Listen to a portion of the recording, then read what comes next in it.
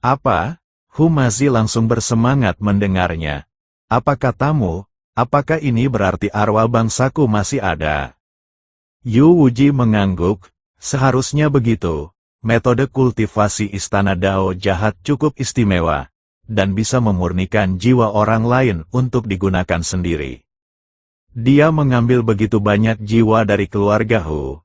Saya khawatir dia tidak bisa memurnikan mereka semua sekaligus. Mungkin saja beberapa jiwa mereka masih ditawan.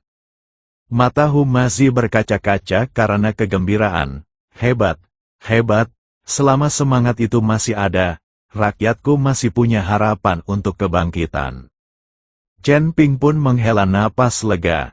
Ia menepuk bahu Humazi dan berkata, Tuan Hu, jangan khawatir. Kami pasti akan menyelamatkan jiwa rakyat kami dan membiarkan mereka beristirahat dengan tenang.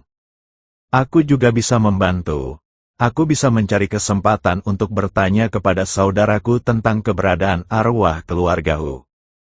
Seperti yang kau tahu, kuil jalan jahat memiliki cabang di mana-mana, mengumpulkan hal-hal seperti jiwa orang mati dan roh-roh.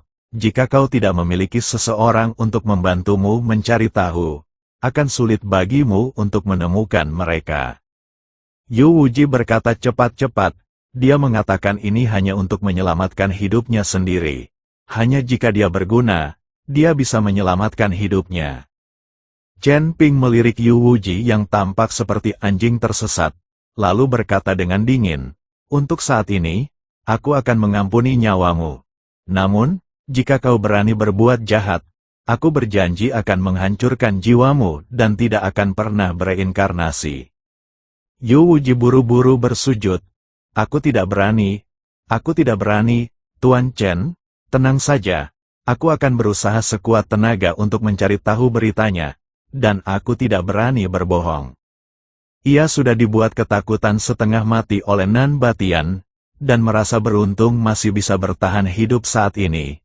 Bagaimana mungkin ia berani memikirkan hal lain? Ia mendesah panjang, dan punggungnya basah oleh keringat dingin. Humazi begitu marah mendengar ini hingga giginya gatal. Permusuhan berdarah antar anggota sukunya bergejolak di hatinya. Ia menatap penyihir Yuyu yang gemetar, dan secercah kekejaman terpancar di matanya. Ia berjalan menuju Yuyue selangkah demi selangkah. Yuyue begitu ketakutan hingga wajahnya memucat dan ia menyusut, lalu bersembunyi di balik Yu Wuji. Ayah, selamatkan aku, teriak Yuyu, suaranya penuh ketakutan. Kelopak mata Yu Wuji berkedut liar, tetapi dia tetap menundukkan kepalanya, tidak berani menatap Humazi. Bahkan nyawanya sendiri ada di tangan orang lain. Jadi bagaimana mungkin ia berani peduli dengan hidup atau mati putrinya? Ia hanya bisa berpura-pura tidak mendengar dan menancapkan kukunya dalam-dalam ke telapak tangannya untuk menyembunyikan rasa malunya. Humazi menarik Yuyu keluar dari belakang Yu Wuji dan menyeretnya ke aula samping seperti anjing mati. Tangisan Yuyu segera berubah menjadi isak tangis yang tertahan, dan kemudian menjadi erangan kenikmatan. Di luar aula samping, tubuh Yu Wuji sedikit gemetar, tetapi dia tidak berani mengatakan sepatah kata pun. Chen Ping menatapnya dengan dingin, tetapi tidak menghentikannya. Beberapa utang memang harus dilunasi. Namun dia sangat mengagumi Humazi yang sangat jago di ranjang. Setengah jam kemudian, Humazi keluar dari aula samping dengan ekspresi puas. Yuyu mengikutinya. Tatapan yang ia berikan kepada Humazi tidak mengandung amarah atau kebencian, melainkan sedikit kepuasan. Ini jelas berarti Anda mendapatkan sesuatu darinya dan Anda merasakan manisnya. Chen Ping, ayo pergi, kata Humazi. Chen Ping mengangguk dan menatap Yu Wuji. Aku memberimu waktu 3 hari. Aku ingin tahu keberadaan jiwa keluarga Hu. Setelah 3 hari, aku akan datang menemuimu lagi. Ya, Yu Wuji menjawab dengan cepat. Mereka bertiga meninggalkan istana iblis hitam. Dan Nan Batian berkata dengan suara berat, sebagian besar pasukan di Gunung Jiupan berkolusi dengan Istana Iblis Hitam. Bahkan ketika keluarga Hu dihancurkan, banyak pasukan yang terlibat. Mengapa tidak memanfaatkan kesempatan ini untuk menghabisi mereka sekaligus? Mata Chen Ping berkilat dingin. Itulah yang kumaksud, karena kita akan bertindak. Sekalian saja kita potong rumput liar dan cabut akarnya untuk menghindari masalah di masa mendatang. Hu Mazi bahkan lebih bersemangat untuk bertarung, sudah waktunya untuk menghadapi mereka. Mereka bertiga segera mulai menghadapi pasukan di Gunung Jiupan. Dengan Nan Batian di sekitar, beberapa pasukan kecil dihancurkan hanya dengan lambaian tangan mereka. Dalam waktu kurang dari sehari, puluhan pasukan, besar dan kecil, di Gunung Jiupan sebagian besar musnah, darah mengalir seperti sungai, dan ratapan ada di mana-mana. Kekuatan-kekuatan yang pernah mengandalkan istana kejahatan hitam untuk menindas orang lain bahkan tidak memiliki kesempatan untuk memohon belas kasihan dan hancur total. Di aula utama istana setan hitam, bau darah belum hilang. Yu Wuji memandangi mayat-mayat yang tergeletak di tanah, lalu melirik ke arah aula samping. Kepatuhan di matanya telah lama tergantikan oleh kekejian. Dia perlahan berdiri tegak. Jari-jarinya di bawah jubah hitam berubah menjadi putih karena kekuatan yang dia miliki, dan tatapan merendahkan yang dia tunjukkan kepada Chen Ping barusan menghilang. Ayah, Yuyu berjalan dengan takut-takut, dengan noda masih di roknya. Dia menundukkan kepalanya, tidak berani menatap mata Yu Wuji. Yu Wuji tiba-tiba menoleh, dan mata merahnya membuat Yu Yue gemetar seluruh tubuhnya. Dia maju beberapa langkah dan mencengkeram pergelangan tangan putrinya. Suaranya penuh amarah yang tertahan, penghinaan, ini penghinaan terbesar yang pernah dialami Istana Iblis Hitamku dalam 100 tahun. Aku ayah yang tidak kompeten, dan aku membiarkanmu diperlakukan oleh hantu tua hina seperti itu. Ayah, tolong jangan seperti ini. Yuyu malah lebih tenang. Ia mengangkat kepalanya dengan rona merah aneh di wajahnya. Meskipun Hu Mazi sudah tua, dia jauh lebih baik daripada murid-muridmu. Lagi pula, dia benar-benar memberiku rasa yang belum pernah kualami sebelumnya. Kau, Yu Wuji sangat marah hingga seluruh tubuhnya gemetar, tetapi dia tercekik oleh cahaya nakal di mata putrinya dan tidak bisa berkata apa-apa. Dia menepis tangan Yuyu, membalikkan badan, menatap awan gelap yang bergulung di luar aula, lalu menggumamkan beberapa patah kata dari sela-sela giginya. Chen Ping, Hu Mazi, perseteruan ini tak terdamaikan. Yuyu merapikan pakaiannya yang berantakan dan berjalan ke sisi ayahnya. Suaranya berubah dingin dan muram. Ayah, ini bukan saatnya kita berdebat. Chen Ping mendapat dukungan dari Nan Batian. Tidak ada tempat bagi kita di surga keempat. Aku tahu. Yu Wuji menarik napas dalam-dalam. Kilatan tajam melintas di matanya. Chen Ping pikir dia bisa mengendalikan segalanya dengan mengampuni nyawaku. Dia meremehkanku. Yu Wuji, karena dia punya dendam terhadap istana Dao jahat, maka kita akan pergi ke istana Dao jahat. Maksudmu, kau ingin mencari paman keduamu? Mata Yuyu berbinar. Bagus, Yu Wuji mengangguk.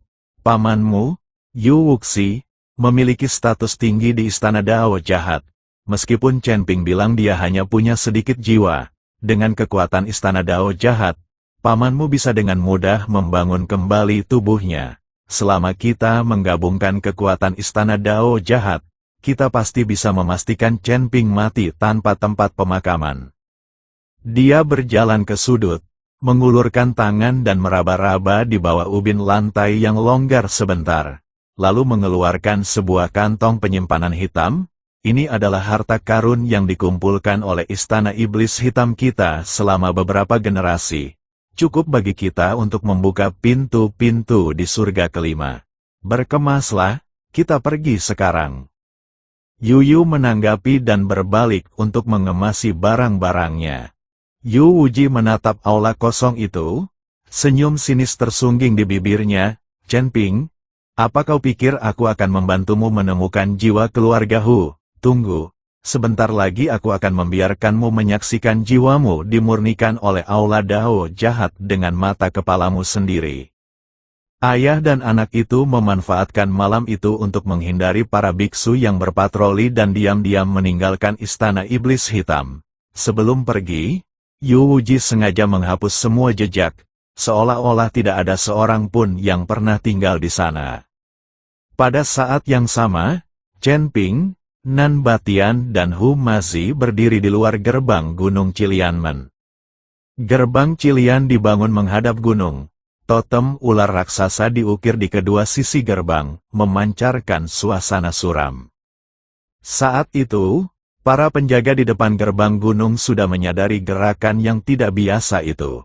Mereka menghunus senjata dan menatap 3 orang di depan mereka dengan waspada. "Siapa kau? Beraninya kau menerobos gerbang Cilianku?" teriak penjaga terdepan dengan tegas. Hu Mazi melangkah maju dengan senyum ganas di wajahnya. "Katakan pada tuanmu bahwa kakek Hu ada di sini untuk membalas dendam padanya. Biarkan peri ular merah itu keluar dan mati." Wajah para penjaga berubah. Mereka secara alami mengenali Hu Mazi. Selama periode ini, nama Chen Ping dan Hu Mazi terkenal di Gunung Jiupan. "Jadi itu kamu?" Sisa-sisanya, seorang penjaga mencibir. "Kalian bertiga saja ingin menantang sekte Cilian kami. Kalian hanya melebih-lebihkan kemampuan kalian sendiri." "Jangan bicara omong kosong." Mata Chen Ping berkilat tajam. "Kalau kau tidak mau mati, minggirlah." "Sombong, ayo!" teriak penjaga terdepan dengan marah dan menyerbu ke depan. Nan Batian tertawa terbahak-bahak dan mengambil inisiatif untuk menyapanya. Dia berkelebat dan bergerak di antara para penjaga bagaikan hantu, tinjunya berjatuhan bagaikan meteor. Jeritan terdengar silih berganti, para penjaga benar-benar tak berdaya dan dipukuli hingga tewas satu persatu oleh Nan Batian. Rentan, Nan Batian mengerucutkan bibirnya dengan jijik dan menendang gerbang sekte Cilian hingga terbuka.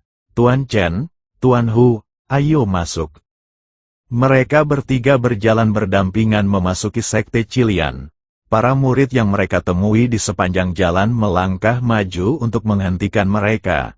Tetapi mereka semua terbunuh oleh pedang pembunuh naga Chen Ping. Meskipun para pengikut sekte Cilian pandai menggunakan racun dan mengendalikan ular, dalam menghadapi kekuatan absolut, metode ini tidak layak disebutkan sama sekali. Tak lama kemudian, mereka bertiga pun tiba di aula utama sekte Cilian.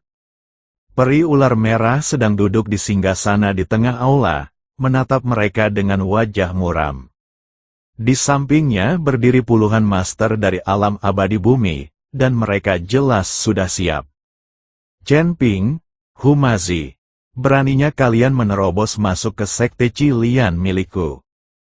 Peri Cilian berkata dengan dingin, "Sepertinya aku terlalu ceroboh saat membiarkanmu melarikan diri terakhir kali di Gunung Sepan." "Peri Cilian, berhentilah bicara omong kosong." Mata Hu Mazi berkilat penuh api dendam. "Dulu kau ikut serta dalam pembantaian keluarga Huku. Hari ini aku akan membuatmu membayarnya dengan darah." "Hanya kalian?" Peri Cilian mencibir. "Jangan lupa, aku sekarang adalah Dewa Bumi tingkat 4, dan aku punya banyak sekali bawahan. Tak satu pun dari kalian akan pergi hidup-hidup hari ini." "Ya." Nan Batian melangkah maju, dan auranya tiba-tiba meledak. "Kalau begitu aku ingin melihat seberapa kuat dirimu." Alam abadi bumi tingkat keempat. Aura puncak tingkat ketujuh alam abadi duniawi menjulang di atas mereka bagai gunung, dan peri ular merah beserta para guru di sekelilingnya tiba-tiba mengubah warna kulit mereka dan kesulitan bernapas. Bumi alam abadi tingkat ketujuh, mata peri ular merah dipenuhi ketakutan. Ia tak pernah menyangka Chen Ping dan Hu Mazi akan menemukan penolong sekuat itu. Mulai, Nan Batian memberi perintah dan bergegas maju terlebih dahulu. Dia sangat cepat dan langsung tiba di depan seorang ahli alam abadi duniawi tingkat ketiga dan menjatuhkannya dengan satu pukulan. Melihat hal itu, para master lainnya pun bergegas maju untuk menyerang, namun dengan mudah dihalau oleh Nan Batian. Chen Ping menghadapi peri ular merah. Peri ular merah tahu bahwa dirinya bukan tandingannya dan ingin melarikan diri, tetapi dihalangi oleh pedang pembunuh naga Chen Ping. Mau lari kemana kau? Chen Ping mendengus dingin, dan pedang pembunuh naga, dengan energi pedang emas, menebas peri ular merah. Peri ular merah hanya mampu bertahan dan segera terjatuh dalam posisi yang tidak menguntungkan. Luka terus muncul di tubuhnya, dan darah mengotori jubah merahnya. Hu Mazi berada di pihak yang membersihkan murid-murid yang tersisa. Mantranya bagaikan sabit dewa kematian, merenggut nyawa setiap kali ia mengayunkannya. Ia ingin membuat mereka yang terlibat dalam perang genosida membayar harga yang mahal. Pertempuran itu berakhir dengan cepat. Nan Batian sendirian membunuh semua penguasa alam abadi bumi dari Sekte Qilian. Peri ular merah terluka parah oleh Chen Ping dan terjatuh ke tanah, lalu sekarat. Hu Mazi menghampiri peri ular merah dengan senyum kejam di wajahnya. Peri ular merah, aku tidak menyangka kau akan berakhir seperti ini. Kan, saat kau membasmi keluarga Huku, apa kau pernah berpikir akan ada pembalasan? Peri ular merah mengangkat kepalanya dengan susah payah, matanya dipenuhi rasa enggan dan takut. Hu Mazi, kau tak bisa membunuhku. Aku murid sekte luar lembah 10.000 racun surga kelima. Jika kau membunuhku, lembah 10.000 racun tak akan membiarkanmu pergi. Lembah 10.000 racun, Hu Mazi mencibir. Begitu aku membalas dendam, tentu saja aku akan pergi dan membalas dendam pada mereka. Kau harus memikirkan dirimu sendiri dulu. Yu Wuji berkata bahwa ketika berurusan dengan keluarga Hu, ada juga lembah 10.000 racun tingkat kelima. Tanpa diduga, peri ular merah ini ternyata adalah murid lembah 10.000 racun. Dia menangkap peri ular merah dan menyeretnya ke aula samping seperti anjing mati. Dalam beberapa jam berikutnya, jeritan dan permohonan belas kasihan peri ular merah terus terdengar dari aula samping. Suaranya semakin melemah, dan akhirnya menghilang sepenuhnya. Ketika Hu Mazi berjalan keluar dari aula samping, dia tersenyum puas dan tubuhnya berlumuran darah. Tepat sekali, Hu Mazi berkata, iblis perempuan ini akhirnya membayar harga nyawa rakyatku. Chen Ping mengangguk, baiklah, kita telah menghancurkan Sekte Qilian. Selanjutnya, kita akan menunggu kabar dari Yu Wuji. Mereka bertiga meninggalkan Sekte Qilian, menemukan lembah terpencil, dan kemudian pergi ke menara penekan iblis untuk beristirahat.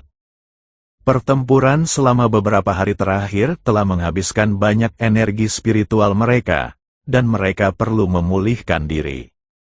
Ketika Hu Mazi memikirkan balas dendamnya yang hebat, dia begitu gembira hingga tidak bisa tidur dan menarik Nan Batian untuk minum.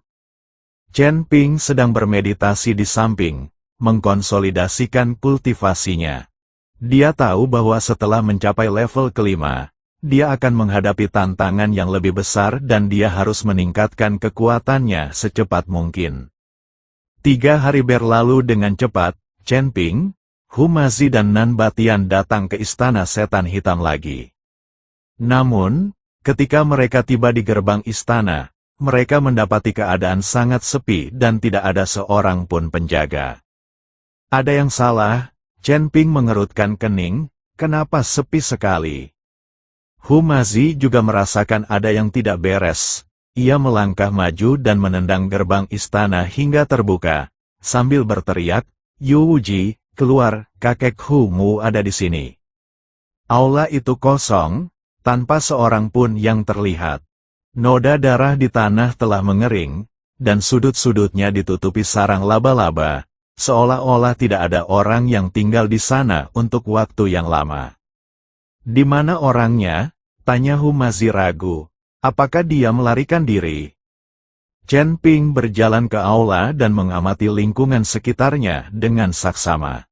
Ia mendapati semua harta karun dan berkas di aula itu telah hilang, tampaknya sengaja diambil oleh seseorang.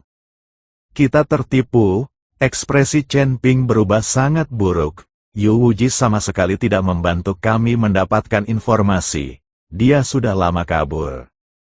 Apa? Hu masih langsung murka. Bau tua ini, beraninya dia mempermainkan kita, aku harus menemukannya dan mengulitinya hidup-hidup. Dia berteriak-teriak dan mengumpat di aula, gemetar karena marah. Ekspresi Nan Batian pun berubah muram. Aku tak menyangka Yu Wuji begitu licik hingga berani mempermainkan kita. Chen Ping menarik napas dalam-dalam dan memaksa dirinya untuk tenang. Jangan marah. Marah sekarang tidak ada gunanya. Yu Wuji sudah kabur. Kita hanya bisa pergi ke surga kelima untuk mencari tahu sendiri. Itu benar. Hu Mazi menggertakkan giginya dan berkata, kita akan pergi ke surga kelima sekarang, menemukan aula cabang aula jalan jahat, dan menyelamatkan jiwa rakyatku. Nan Batian mengangguk. Bagus, surga kelima lebih makmur daripada surga keempat, dan sumber daya kultivasinya juga lebih kaya, yang tepat untuk meningkatkan kekuatanku. Mereka bertiga pun langsung memutuskan untuk pergi ke surga kelima.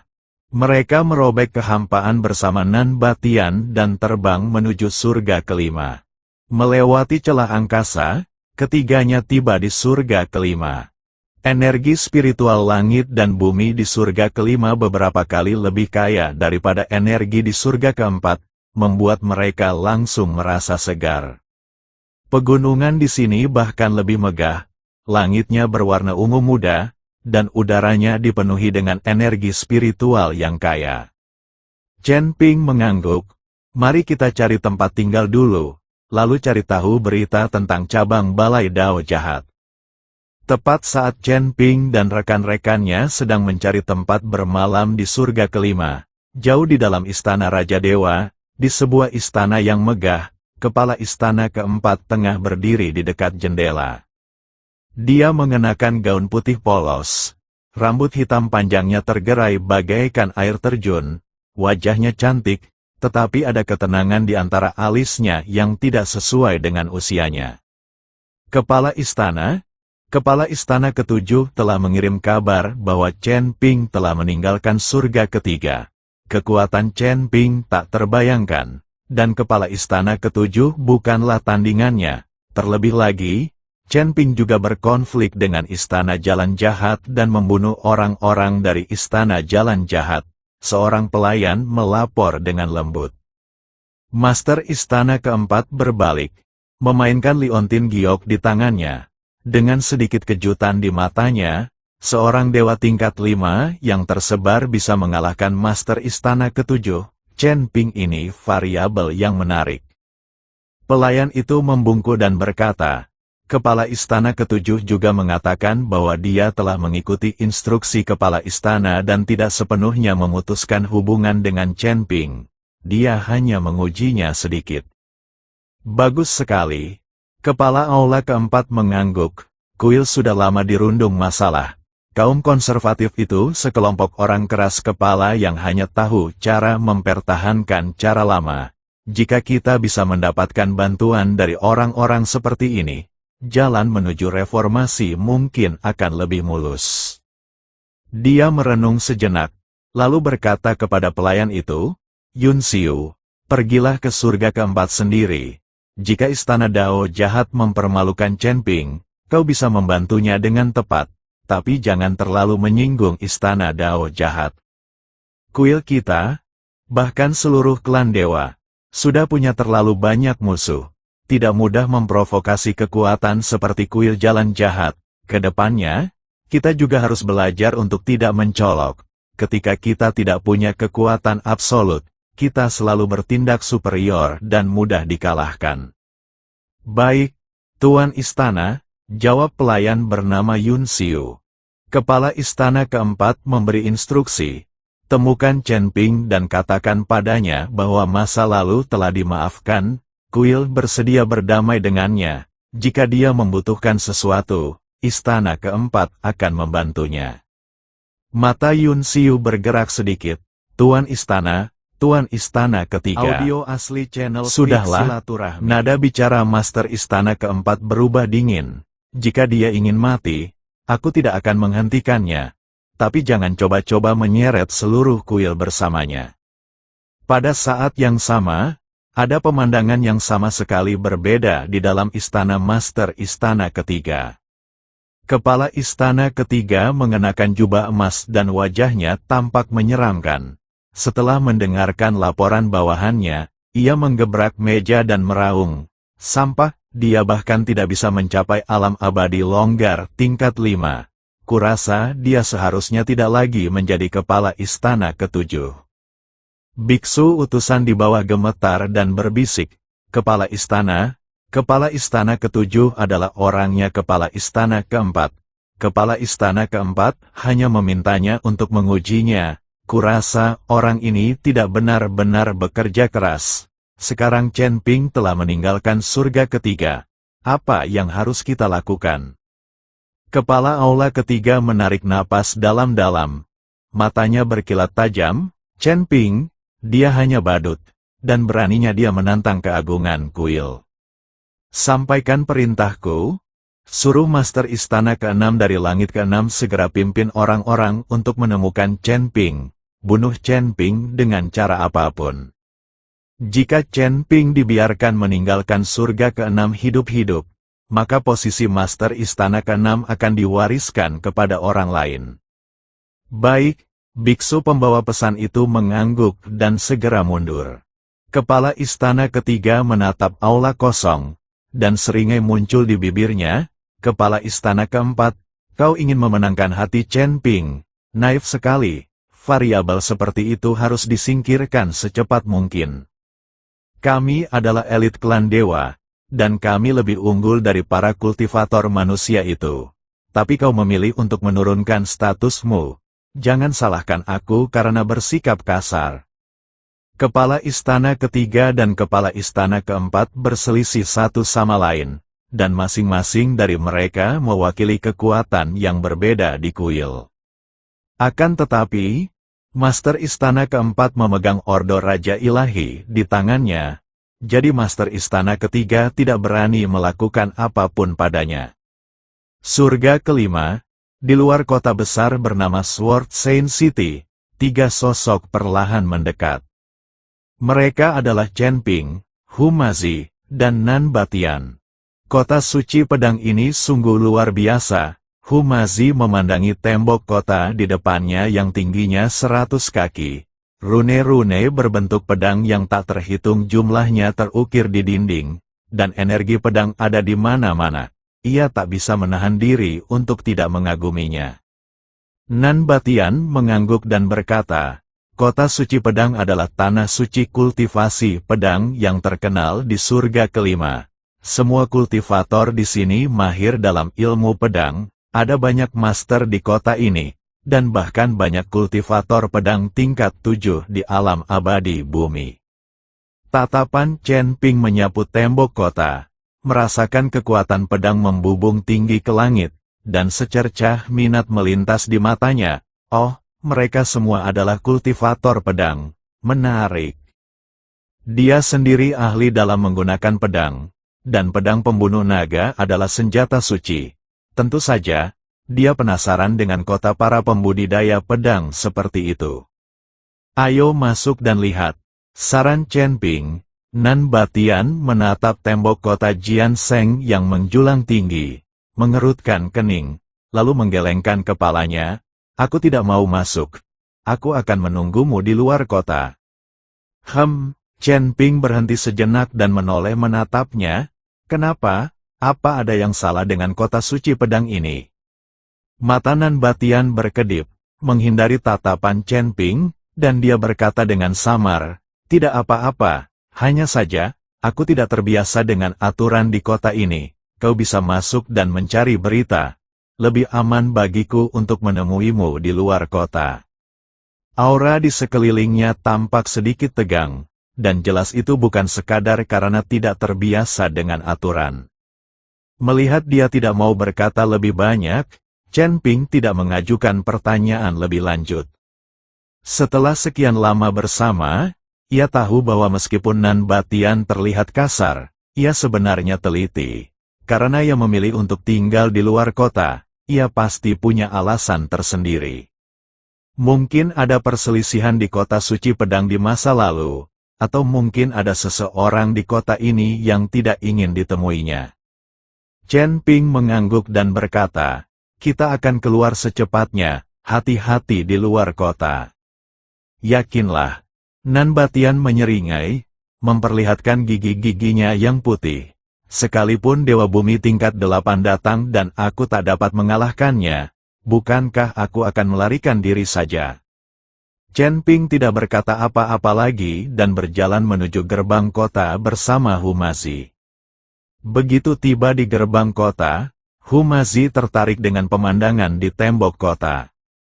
Saya melihat sesosok berdiri di setiap menara panah di kedua sisi gerbang kota.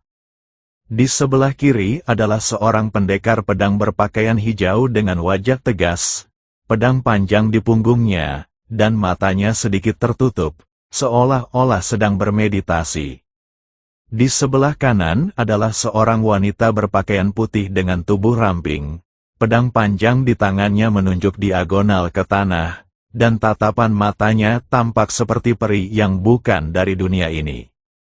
Keduanya berdiri saling berhadapan dari kejauhan, tidak bergerak, seperti dua patung.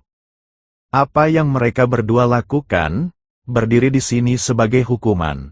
Humazi menggaruk kepalanya dan bergumam, posturnya cukup standar, tapi tidak bergerak. Apa kamu tidak lelah? Chen Ping menyipitkan matanya dan menatap mereka berdua. Dia dapat merasakan adanya sisi tak kasat mata yang terjalin dan bertabrakan di antara keduanya.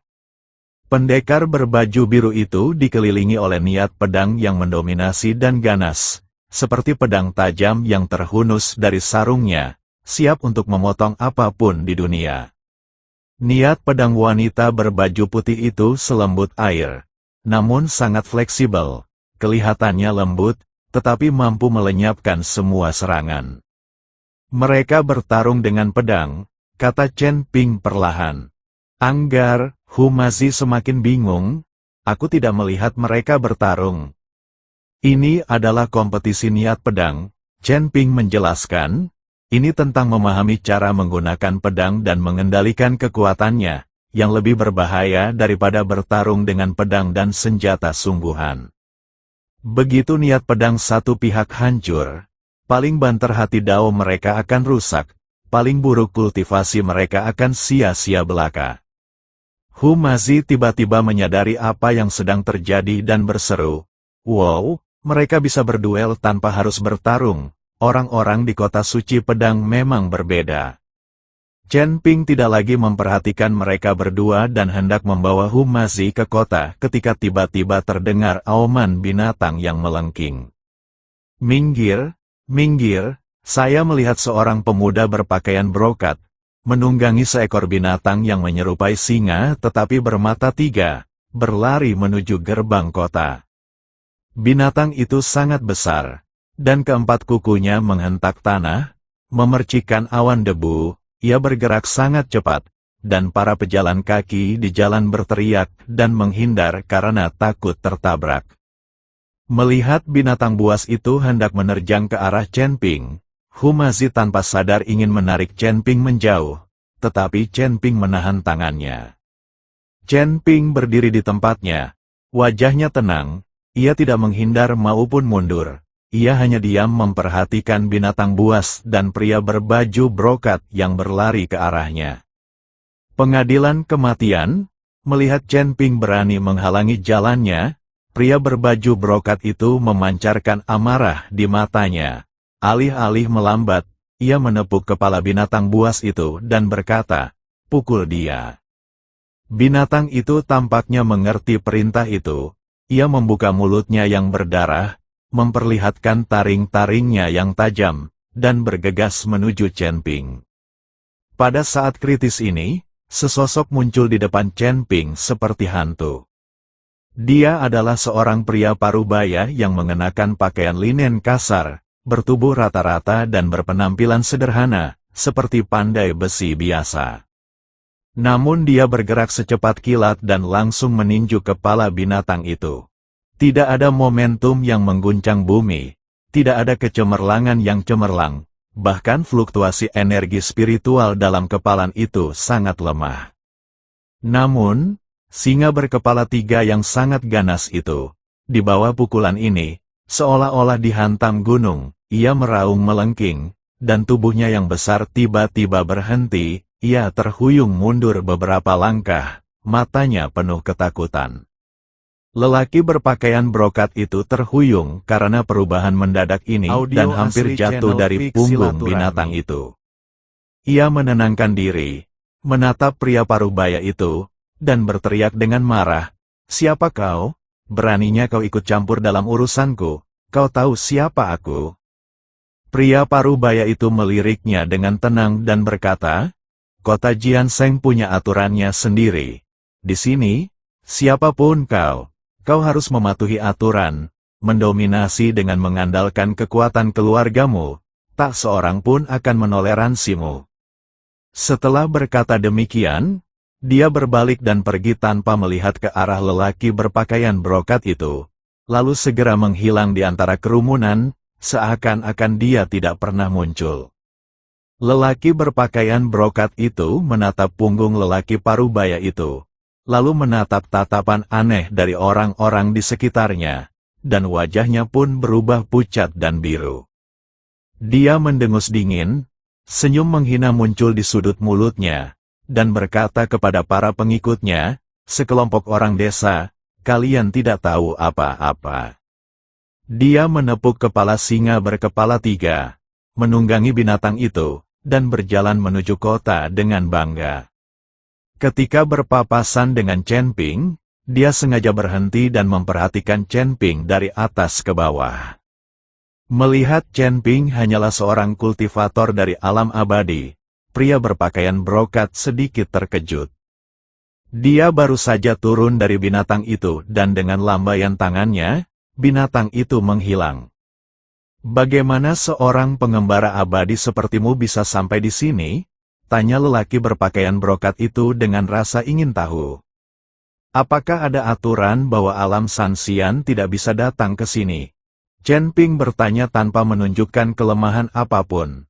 Pria berbaju brokat itu tertegun sejenak, lalu tertawa, "Kau punya nyali. Meskipun wilayahmu tidak tinggi, kau cukup berani. Kenapa kau tidak bersembunyi saja tadi?"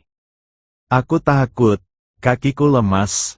Aku tidak bisa bergerak."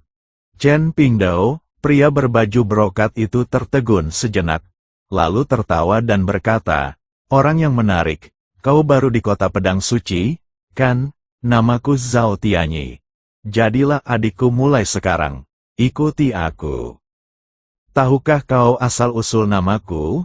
Tianyi. Tianyi, di surga ini, akulah nomor 1. "Kau membual," kata Chen Ping dengan tenang. "Kamu tidak percaya?" tanya Zhao Tianyi. Chen Ping menggelengkan kepalanya, "Tidak, kecuali kau bisa menunjukkan kemampuanmu padaku. Aku tidak bisa menganggap orang yang sombong sebagai kakakku. Semua orang tahu namaku, Zhao Tianyi, tapi kamu tidak mempercayainya. Aku punya 1.000.000 batu abadi di sini. Kau bisa menggunakannya. Kalau tidak cukup, beritahu saudaramu." Zhao Tianyi langsung mengeluarkan tas penyimpanan, yang berisi jutaan batu abadi. Chen Ping memperhatikan dan menyadari bahwa orang ini tidak sedang membual, dia benar-benar memiliki 1.000.000 batu peri. Orang ini yang dengan santainya memberi seseorang 1.000.000 batu abadi. Entahlah dia idiot atau saudara generasi kedua yang murni. "Kakak," Chen Ping menyimpan tas penyimpanannya. "Layak untuk menukar seorang kakak dengan 1.000.000 batu abadi. Hahaha, di kota suci pedang ini, kalau ada yang berani menindasmu, sebut saja namaku, dan kau akan berhasil. Setelah Zhao Tianyi selesai berbicara, dia berbalik dan memasuki kota pedang suci. Chen Ping, apakah orang ini idiot? Hu Mazi tak kuasa menahan diri untuk bertanya sambil menatap punggung Zhao Tianyi. Menerima seseorang begitu saja sebagai adikmu dan memberinya jutaan batu abadi, ini gila. Entah aku bodoh atau tidak, tapi setidaknya perjalanan kita tidak sia-sia. Chen Ping sedikit mengangkat sudut mulutnya, lalu mengikuti Hu Mazi ke kota suci pedang. Setelah memasuki kota, Chen Ping kembali menatap pria dan wanita di gerbang kota. Keduanya masih tak bergerak. Niat pedang kedua belah pihak telah meledak hingga ekstrim. Tak lama lagi kedua belah pihak akan menderita kerugian.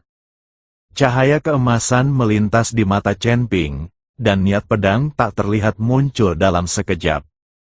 Pria dan wanita di gerbang kota tiba-tiba mengguncang tubuh mereka, dan kemudian mereka berdua menunjukkan ekspresi ngeri, dan melihat ke arah Chen Ping. Namun, Chen Ping mengikuti Hu Mazi dan berjalan maju, dan hanya punggung Chen Ping yang terlihat. Chen Ping dan Hu Mazi mengikuti kerumunan memasuki kota pedang suci. Pemandangan di dalam kota bahkan lebih mengejutkan daripada di luar kota. Jalan-jalan lebar itu ditaburi batu-batu biru tua, dengan deretan bangunan di kedua sisinya, yang sebagian besar memiliki tanda-tanda yang berhubungan dengan pedang tergantung di atasnya, seperti bengkel pemadaman pedang dan paviliun sutra pedang.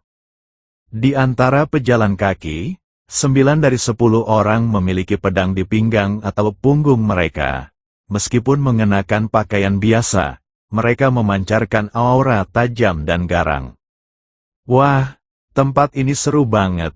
Aku sampai merasa tegang cuma karena jalan-jalan di jalan. Hu Mazi mengecilkan lehernya dan tanpa sadar menyentuh tas jimat di pinggangnya. Dibandingkan dengan para praktisi pedang di sekitarnya, pakaiannya tampak agak janggal. Chen Ping melihat sekeliling dan berkata dengan suara berat, "Carilah tempat tinggal terlebih dahulu, lalu kumpulkan informasi secara perlahan." Keduanya berjalan di jalan selama sekitar 1 batang dupa dan akhirnya memilih sebuah penginapan bernama Yingkelo. Penginapan ini cukup besar, dengan model 2 pedang raksasa yang bersilangan tergantung di pintu, memancarkan semangat kepahlawanan. Begitu kami memasuki penginapan, seorang pelayan menghampiri kami dengan ramah dan berkata, "Silakan masuk, tuan-tuan. Apakah Anda ingin menginap atau makan? Kita membutuhkan 2 kamar atas untuk hotel," kata Chen Ping. "Oke." Pelayan itu segera mencatat informasi dan mengantar kedua orang itu ke atas. Kamarnya bersih dan rapi, dan jendelanya menghadap ke jalan, jadi Anda bisa melihat pemandangan luar dengan jelas. Setelah duduk, Hu Mazi duduk di kursi dan menyesap tehnya. "Chen Ping, ada begitu banyak kultivator pedang di kota pedang suci. Apakah menurutmu ada orang-orang dari istana Dao jahat?" Sulit untuk mengatakannya, Chen Ping berjalan ke jendela dan melihat kerumunan yang ramai di jalan. Kuil Dao jahat bertindak secara rahasia, karena ini adalah tanah suci bagi para kultivator pedang. Meskipun mereka memiliki kuil cabang, mereka mungkin tidak melakukannya secara besar-besaran. Kita harus bertindak hati-hati dan mencari penduduk setempat untuk menanyakan situasinya terlebih dahulu. Pada saat ini, Chen Ping sedikit mengernyit. Ia merasakan aura samar mengikuti mereka diam-diam, yang tak pernah berhenti sejak mereka memasuki kota. "Ada apa?" Hu Mazi memperhatikan ada yang tidak beres dengan Chen Ping dan bertanya. "Kita sedang diikuti," bisik Chen Ping, "mereka mengikuti kita dari gerbang kota." Hu Mazi tiba-tiba menjadi gugup.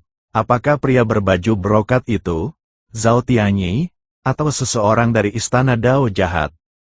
Tidak juga. Chen Ping menggelengkan kepalanya. Itu kultivator wanita. Auranya sangat familiar. Seharusnya itu wanita berbaju putih di gerbang kota. Humazi tertegun sejenak, kenapa dia mengikuti kita? Apa karena kau baru saja menghancurkan kompetisi pedangnya? Itu mungkin, mata Chen Ping berkedip, kekuatan pedangnya sangat murni dan kekuatannya tidak lemah. Jangan kita ganggu dia dulu, kita lihat saja apa yang ingin dia lakukan. Keduanya tinggal di dalam ruangan selama sekitar setengah jam, dan Chen Ping berdiri dan berkata, ayo keluar dan cari tempat untuk mendapatkan informasi. Humazi mengangguk dan mengikuti Chen Ping keluar dari penginapan. Begitu mereka berbelok di suatu sudut, sesosok berpakaian putih tiba-tiba muncul di hadapan mereka dan menghalangi jalan mereka. Kultivator perempuan itulah yang sedang beradu pedang dengan kultivator laki-laki di gerbang kota.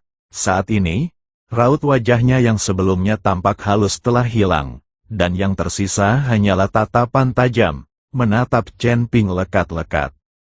Siapa kau? Kenapa kau mengganggu kompetisi pedangku dengan Qin Feng dari Villa Pedang Ilahi? Sang pembudidaya wanita langsung ke pokok permasalahan. Suaranya dingin dan mengandung nada bertanya. Chen Ping menatap kultivator wanita di depannya. Ia tinggi, berwajah cantik, berpakaian putih bersih, dan pedang panjang di tangannya memancarkan cahaya dingin yang redup. Saya hanya lewat saja, tidak sengaja, kata Chen Ping dengan tenang. Tak disengaja, kultivator perempuan itu jelas tidak mempercayainya. Meskipun niat pedangmu samar, aku bisa merasakan ada pesona yang sangat istimewa di dalamnya. Ini jelas bukan kebetulan. Siapa kau? Mengapa kau memiliki niat pedang yang begitu murni? Namaku Chen Ping. Soal roh pedang, aku hanya berlatih secara membabi buta. Chen Ping tidak menanggapi dengan rendah hati maupun arogan. Kultivator wanita itu mengamati Chen Ping dari atas ke bawah. Melihat bahwa Chen Ping hanya setingkat makhluk abadi yang tersebar, secercah keraguan melintas di matanya. Bisakah makhluk abadi yang tersebar memiliki niat pedang seperti itu? Apa kau pikir aku anak berusia 3 tahun? Sebelum ia menyelesaikan kata-katanya, kultivator wanita itu tiba-tiba bergerak, pedang panjang di tangannya berubah menjadi pelangi putih, dan dengan energi pedang yang tajam, ia menusuk ke arah Chen Ping. Pedang itu datang cepat dan tajam, membawa momentum yang luar biasa, seolah-olah hendak menembus Chen Ping. Wajah Humazi berubah drastis dan dia berseru, hati-hati. Tatapan Chen Ping terfokus, tak berani lengah. Kekuatan spiritual di tubuhnya langsung bersirkulasi, dan pedang pembunuh naga muncul di tangannya, lalu ia menangkis pedang kultivator perempuan itu. Kedua pedang itu saling beradu, menghasilkan suara dentuman logam yang tajam, gelombang udara yang kuat menyebar ke segala arah, membuat papan nama toko di dekatnya berdengung. Chen Ping hanya merasakan datangnya suatu kekuatan besar. Lengannya menjadi sedikit mati rasa, dan tanpa sadar dia mundur 2 langkah. Sang kultivator perempuan juga terkejut dan mundur selangkah, dengan sedikit ekspresi terkejut di matanya. Ilmu pedangmu? Kultivator perempuan itu menatap pedang pembunuh naga di tangan Chen Ping dan gerakan pedang yang baru saja dilakukannya, dengan ekspresi tidak percaya di wajahnya.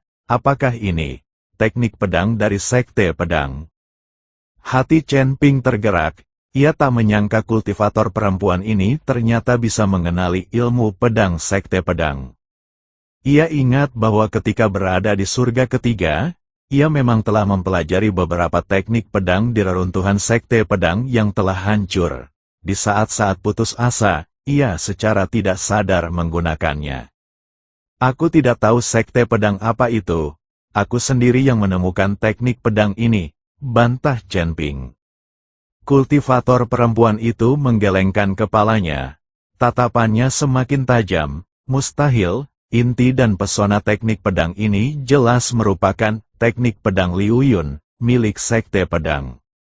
Meskipun kau hanya menggunakan sedikit kekuatanmu, aku tidak akan pernah salah. Siapa kau? Apakah kau murid Sekte Pedang? Chen Ping tetap diam. Ia tidak mau mengakuinya. Lagi pula, Sekte Pedang telah hancur, dan ia tidak lagi dianggap sebagai murid resmi Sekte Pedang. Melihat Chen Ping diam saja, kultivator perempuan itu mengira Chen Ping telah setuju, jadi ia sedikit melembutkan nadanya. Namaku Ling Xue, dan aku juga murid Sekte Pedang.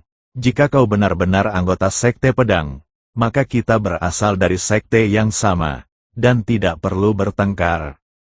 Sudah kubilang, aku bukan murid Sekte Pedang. Chen Ping mengerutkan kening. Apa yang kamu inginkan?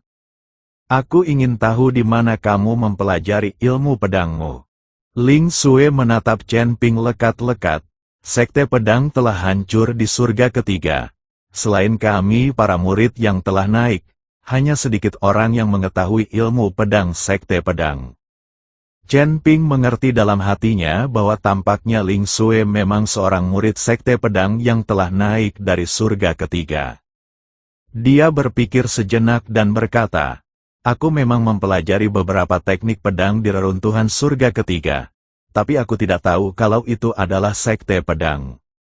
Mata Ling Xue berkilat sedih. Jadi begitulah, reruntuhan itu seharusnya menjadi gerbang gunung Sekte Pedang kita. Aku tidak menyangka bahwa setelah sekte ini hancur, masih ada seseorang yang bisa mempelajari ilmu pedang kami. Dia terdiam sejenak, lalu menatap Chen Ping dan berkata, kamu punya bakat pedang yang tinggi. Meskipun wilayahmu tidak tinggi, pemahamanmu tentang pedang sangat mendalam.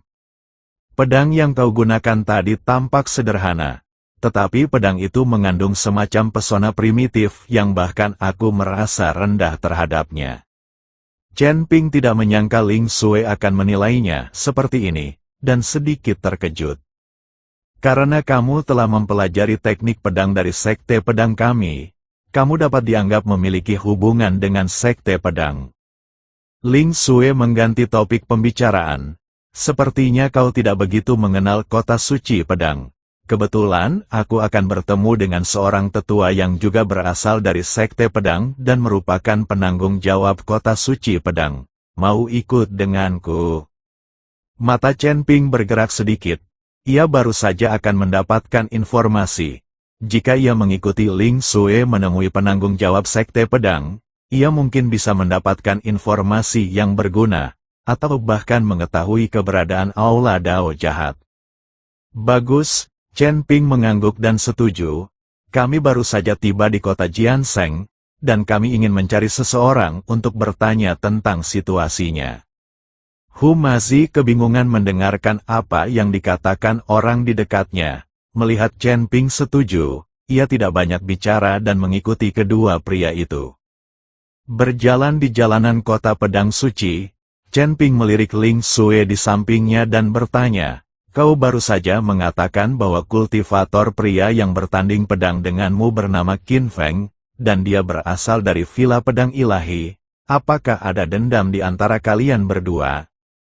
Ketika Ling Xue mendengar nama Qin Feng, ia sedikit mengernyit dan berkata dengan nada tidak senang, Villa Pedang Ilahi cukup kuat di langit kelima, dan mereka selalu menganggap diri mereka sebagai kultivator pedang ortodoks. Mereka selalu menganggap ilmu pedang Sekte Pedang kita tidak ortodoks, dan mereka memandang rendah kita dari lubuk hati mereka. Dia berhenti sejenak dan melanjutkan, terutama Qin Feng, yang mengandalkan bakatnya yang baik dan cukup terkenal di kalangan generasi muda kota suci pedang, dan dia selalu mengincar kita, para murid Sekte Pedang yang telah naik dari surga ketiga. Kali ini, saat kami bertanding ilmu pedang di gerbang kota, dialah yang pertama kali memprovokasi saya, katanya ingin menunjukkan ilmu pedang yang sesungguhnya. Saking marahnya, saya pun mulai bertanding dengannya. Chen Ping mengerti. Pantas saja benturan pedang mereka begitu hebat tadi. Ternyata mereka punya dendam lama. Mana yang lebih kuat di kota pedang suci? Villa Pedang Ilahi atau Sekte Pedangmu? Tanya Chen Ping lagi. Sulit untuk mengatakannya. Ling Xue menggelengkan kepalanya. Villa Pedang Ilahi memiliki fondasi yang kuat dan banyak murid. Meskipun sekte pedang kita hanya memiliki sedikit orang, kita memiliki banyak guru dari generasi yang lebih tua. Jika kita benar-benar sampai pada kesimpulan, tidak ada yang bisa melakukan apapun kepada siapapun. Namun di kalangan generasi muda, mereka lebih aktif dibandingkan kita. Saat mereka sedang berbincang-bincang, mereka melewati sebuah toko pedang dan mendengar suara pandai besi. Ling Xue menunjuk ke toko dan berkata, kebanyakan kultivator pedang di kota pedang suci menyempurnakan senjata mereka sendiri. Pandai besi di sini memiliki keterampilan yang baik, dan banyak orang yang bersedia datang ke sini untuk mengasah pedang mereka. Chen Ping melihat ke arah yang ditunjuknya, dan melihat bahwa toko itu dipenuhi dengan segala macam pedang, bersinar dengan cahaya dingin, dan jelaslah bahwa itu bukan barang biasa. Selain itu, kota suci pedang juga memiliki arena pedang khusus untuk bertanding. Banyak orang datang ke sana setiap hari untuk bertanding. Mereka dapat bertukar keterampilan pedang dan menimba ilmu. Ling Xue memperkenalkan, ngomong-ngomong, sebentar lagi, kota pedang suci akan mengadakan kompetisi pedang. Banyak kultivator pedang terkenal dari tingkat kelima akan datang untuk berpartisipasi. Mungkin kalian bisa pergi dan melihatnya.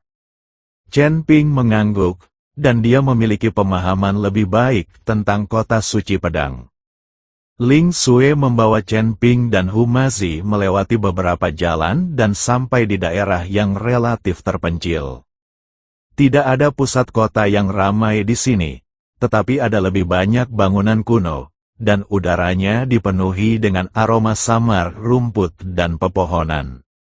Ketika mereka sampai di halaman yang tampak biasa saja, Ling Xue berhenti dan berkata kepada Chen Ping dan Hu Mazi, disinilah tuanku tinggal, dia punya temperamen yang aneh. Jangan bicara omong kosong saat kalian masuk. Setelah berkata demikian, dia berjalan mendekat dan mengetuk pintu. Siapa itu? Sebuah suara tua datang dari halaman. Tuan, ini aku, Ling Xue, jawab Ling Xue. Ling Xue mendorong pintu hingga terbuka dan masuk bersama Chen Ping dan Hu Mazi. Halamannya penuh dengan berbagai macam sayuran. Seorang lelaki tua berpakaian linen kasar sedang sibuk bekerja di ladang sayur dengan cangkul di tangannya. Ia tampak seperti petani biasa, tanpa aura seorang biksu. Tuan, saya membawa 2 teman untuk menemui Anda, kata Ling Xue dengan hormat. Pria tua itu berbalik dan melirik Chen Ping dan Hu Mazi. Matanya tampak sayu, tetapi ia seolah mampu melihat isi hati orang-orang. Dia tersenyum dan berkata, Ling Xue, kamu kan perempuan. Biasanya kamu cuma latihan pedang. Kapan kamu bawa teman-temanmu pulang? Pipi Ling Xue sedikit memerah. Tuan, ini Chen Ping, dia juga menguasai ilmu pedang sekte pedang kita. Mendengar ini, mata lelaki tua itu berbinar-binar, dan ia menatap Chen Ping dengan saksama. Oh, kau tahu ilmu pedang sekte pedang kami. Anak muda, tunjukkan padaku keahlianmu. Chen Ping ragu sejenak.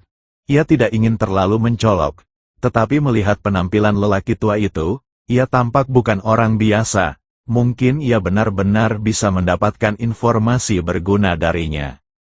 Dia menarik napas dalam-dalam, dan kekuatan spiritual dalam tubuhnya beredar, dan pedang pembunuh naga muncul lagi di tangannya. Tidak ada gerakan ekstra yang aneh, hanya ayunan pedang sederhana. Pedang ini biasa saja, tetapi mengandung pesona unik, bagaikan awan dan air yang mengalir, alami dan spontan. Jurus ini persis seperti teknik pedang Liu Yun yang ia pelajari dari reruntuhan sekte pedang. Mata lelaki tua yang awalnya keruh itu tiba-tiba menjadi cerah. Ia menatap lekat-lekat gerakan Chen Ping, dengan ekspresi terkejut di wajahnya. Hebat, sungguh teknik pedang Liu Yun yang hebat. Pria tua itu tak kuasa menahan diri untuk tidak mengagumi. Meskipun kau hanya menguasai dasar-dasarnya, kau menguasai mantranya dengan tepat. kau jauh lebih hebat daripada Ling Xue. Ling Xue mengerutkan bibirnya dengan ketidakpuasan, tetapi tidak membantah. Jelas dia setuju dengan penilaian lelaki tua itu. Pria tua itu meletakkan cangkulnya, berjalan mendekati Chen Ping, dan menatapnya dengan saksama. Anak muda, di mana kau belajar ilmu pedangmu? Katakan dengan jujur. Chen Ping tahu bahwa dia tidak bisa menyembunyikannya, jadi dia berkata dengan jujur, saya mempelajarinya di sebuah relik di surga ketiga. Saya tidak tahu bahwa itu adalah sekte pedang. Mendengar ini, lelaki tua itu tampak sedih. Aduh, itu memang gerbang gunung sekte pedang kita. Dulu, sekte pedang kita adalah salah satu sekte terkuat di surga ketiga. Aku tidak menyangka akan berakhir seperti ini. Dia menghela napas dan berkata kepada Chen Ping dan Humazi, mari kita bicara di dalam. Beberapa orang masuk ke ruangan itu. Ruangan itu berperabotan sederhana, hanya sebuah meja dan beberapa kursi. Orang tua itu menuangkan secangkir teh untuk mereka dan berkata, namaku Mo Chen, dan aku dulunya adalah pemimpin sekte pedang. Ketika sekte menghadapi bencana, saya memimpin beberapa pengikut untuk melarikan diri dari surga ketiga, dan baru saat itulah garis keturunan saya terpelihara. Chen Ping dan Humazi sama-sama sedikit terkejut. Mereka tidak menyangka bahwa lelaki tua yang tampak biasa ini sebenarnya adalah mantan pemimpin sekte pedang. Senior Mo Chen, apakah kamu tahu istana Dao jahat? Chen Ping bertanya langsung ke intinya.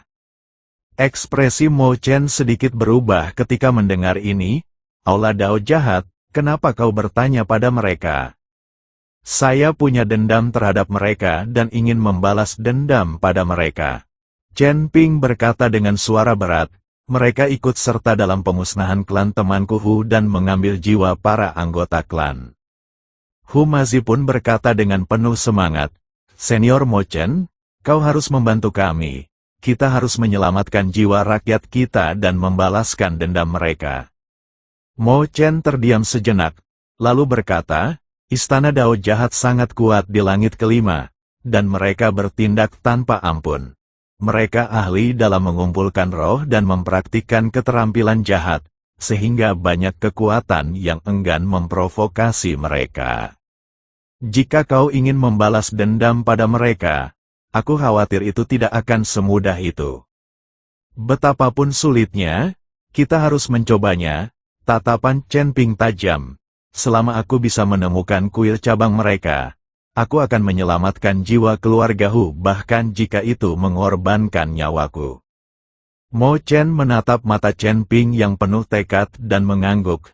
Anak baik, kau punya nyali. Namun, aula cabang aula Dao jahat tersembunyi sangat dalam dan dijaga ketat. Mustahil bagi kalian berdua untuk masuk. Lalu apakah kamu tahu di mana kuil cabang mereka? Tanya Chen Ping. Mo Chen menggelengkan kepalanya. Aku juga tidak tahu lokasi persisnya. Aula Dao jahat beroperasi secara rahasia. Hanya sedikit orang yang tahu tentang aula cabang mereka. Hanya beberapa pejabat tinggi yang tahu situasinya. Chen Ping sedikit kecewa, tetapi dia tidak menyerah.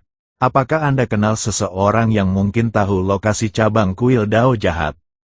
Mo Chen berpikir sejenak dan berkata, ada tempat di kota suci pedang yang disebut Gedung Berita, yang khusus menjual segala macam berita. Selama kau mampu membayar harganya, kau mungkin bisa membeli berita tentang cabang kuil Dao jahat dari sana. Namun, kekuatan di balik gedung berita sangat misterius, dan sulit untuk mengetahui apakah berita itu benar atau salah, jadi Anda harus berhati-hati. Terima kasih atas informasinya, Senior. Chen Ping berdiri dan berkata, ayo kita ke gedung berita dan melihatnya. Mo Chen memanggilnya, anak muda, bakatmu dalam ilmu pedang sangat hebat. Mengapa kau tidak bergabung dengan sekte pedang kami? Meskipun jumlah anggota kami saat ini tidak banyak, kami masih bisa memberimu beberapa sumber daya pelatihan. Lagi pula, dengan adanya kami di sini, Setidaknya di kota suci pedang, tak seorang pun berani menindasmu dengan mudah. Chen Ping tertegun sejenak. Ia tak menyangka Mo Chen akan mengajaknya bergabung dengan Sekte Pedang. Dia berpikir sejenak dan berkata, "Saya menghargai kebaikan Anda, tetapi saya hanya ingin balas dendam sekarang, jadi saya khawatir saya tidak punya waktu untuk tinggal di Sekte Pedang untuk berlatih." Mendengar ini, Mo Chen mengelus jenggot abu-abunya, senyumnya tetap ada, tetapi tatapan matanya lebih serius. "Anak muda, aku tahu kamu punya kekhawatiran dan takut terlibat dalam perselisihan antara Sekte Pedang dan Villa Senjian. Tapi kau ahli dalam ilmu pedang Sekte Pedang, dan kau punya hubungan dekat dengan Sekte Pedang kami. Bagaimana mungkin aku bisa melihatmu mengubur bakat hebat ini?" Ia minggir untuk memberi jalan ke ruang terbuka di tengah halaman, dan di tangannya muncul sebilah pedang kayu biasa. Bilahnya berbintik-bintik, dan jelas telah digunakan selama bertahun-tahun. "Ayo, kita tanding sebentar saja, dan berhenti setelah selesai. Kalau kau bisa bertahan 100 jurus di tanganku, atau mengalahkanku dengan 1 atau 2 jurus, aku tak akan pernah lagi berniat membiarkanmu bergabung dengan Sekte Pedang, dan aku akan segera melepaskanmu." Chen Ping mengerutkan kening. Ia tidak ingin menjadi musuh mantan pemimpin Sekte Pedang, tetapi pihak lain bertekad dan jelas tidak berniat membiarkan mereka pergi begitu saja. Ia melirik Hu Mazi di sampingnya dan melihat bahwa Hu Mazi juga tak berdaya. Ia hanya bisa pasrah dan berkata, "Senior, kekuatanku lemah dan aku khawatir aku tak mampu berada di hadapanmu."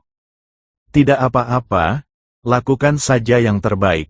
Mo Chen melambaikan tangannya, sambil mengarahkan pedang kayunya ke tanah dengan santai. "Silakan." Chen Ping menarik napas dalam-dalam, dan kekuatan spiritual di tubuhnya bersirkulasi. Pedang pembunuh naga berdengung dan cahaya keemasan mengalir. Dia tahu bahwa pertempuran ini tidak dapat dihindari dan dia harus bertarung dengan seluruh kekuatannya. Tubuhnya bergerak, dan ilmu pedangnya dilepaskan. Cahaya pedang bagaikan aliran air yang bergemuruh, menyapu Mo Chen dengan serangan tanpa henti. Mata Mo Chen berbinar dan dia memuji. Bagus, pedang kayu di tangannya terayun ringan, tampak lambat, tetapi dia selalu mampu menangkis pedang pembunuh naga di saat-saat kritis. Suara ding-ding-dang-dang terus bergema. Meskipun gerakan pedang Chen Ping cepat, ia masih belum mampu menembus pertahanan Mo Chen. Pedang kayu biasa itu seakan memiliki kehidupan di tangannya. Terkadang bagaikan akar pohon tua, kokoh bagai gunung Tai, terkadang bagaikan ular yang muncul dari gua, luar biasa cepatnya. Setelah puluhan gerakan, dahi Chen Ping dipenuhi keringat dan dia terkejut. Ia bisa merasakan Mo Chen sama sekali tidak mengerahkan seluruh kekuatannya. Setiap tangkisan yang ia buat tepat sasaran, yang tidak hanya menetralkan serangannya, tetapi juga tidak melukainya sama sekali, seolah-olah ia sedang mengajarinya ilmu pedang. "Senior, jika kamu tidak berusaha sekuat tenaga, aku akan mengaku kalah." Chen Ping menyimpan pedangnya dan melangkah mundur, sambil berkata dengan suara berat. Mo Chen tersenyum dan berkata, "Baiklah, kalau begitu aku akan menunjukkan kepadamu hakikat sebenarnya ilmu pedang Sekte Pedang." Begitu dia selesai berbicara, tubuhnya bergetar dan pedang kayu itu menyerang dengan momentum yang kuat. Pedang ini tampak biasa saja, tetapi membuat Chen Ping merasa tidak ada jalan keluar dan ia hanya bisa menangkisnya dengan pedangnya secara horizontal. Dengan suara keras, Chen Ping merasakan kekuatan dahsyat datang, dan pedang pembunuh naga hampir terlepas dari tangannya. Ia terkejut dan mundur berulang kali, darahnya bergolak. Pada saat ini, Mo Chen tiba-tiba menyingkirkan tangan kirinya, memegang pedang hanya dengan tangan kanannya, dan berkata dengan ringan, "Aku akan menggunakan satu tangan, coba lagi." Sekilas terlihat kekeras kepalaan dan keengganan untuk mengakui kekalahan di mata Chen Ping, Lalu dia mengangkat pedangnya dan melangkah maju lagi. Dia menggabungkan teknik pedang Liu Yun dengan niat pedang yang telah dipahaminya, dan gerakan pedangnya menjadi lebih ganas dan cahaya keemasannya lebih menyilaukan. Namun, meskipun Mo Chen hanya menggunakan satu tangan, pedangnya tetap sekuat dinding tembaga, dan betapapun Chen Ping menyerang, ia tak mampu menggoyahkannya. Sebaliknya, ia berulang kali berada dalam bahaya selama serangan balik Mo Chen yang tampak acak. Setelah puluhan gerakan, Mo Chen mengangkat pedang kayunya dan mendarat tepat di punggung pedang pembunuh naga. Chen Ping merasakan pergelangan tangannya mati rasa dan ia tak mampu lagi memegang pedang pembunuh naga. Pedang itu terlepas dari tangannya dan tertancap di ladang sayur tak jauh dari sana dengan bunyi berdentang. Chen Ping berdiri di sana dengan linglung, menatap tangannya yang kosong, merasakan emosi yang campur aduk. Dia berusaha sekuat tenaga, bahkan dengan mengorbankan sebagian energi spiritualnya. Tetapi dia bahkan tidak bisa mengalahkan satu tangan pun lawannya. Apakah ini kekuatan seorang pendekar pedang ulung?